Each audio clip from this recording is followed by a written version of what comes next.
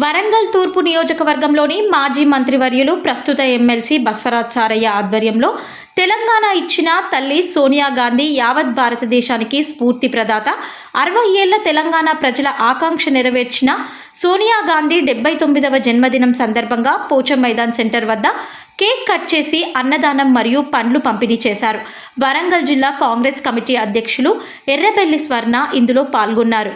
అనంతరం కాశీబుగ్గ నుండి MGM junction వరకు బైక్ ర్యాలీ నిర్వహించారు. ఈ ర్యాలీలో యువజన కాంగ్రెస్ వరంగల్ జిల్లా అధ్యక్షులు కొరివి పరమేష్ పటేల్ పాల్గొన్నారు. అనంతరం కొత్తవాడ ఆటోనగర్ సమీపంలోని అందుల పాఠశాలలో సోనియమ్మ జన్మదినం సందర్భంగా కేక్ కట్ చేసి అందులకు పండ్ల పంపిణీ చేయడం జరిగింది. ఈ కార్యక్రమంలో యువజన కాంగ్రెస్ నాయకులు భారీ సంఖ్యలో పాల్గొని కార్యక్రమాన్ని విజయవంతం చేయడం జరిగింది.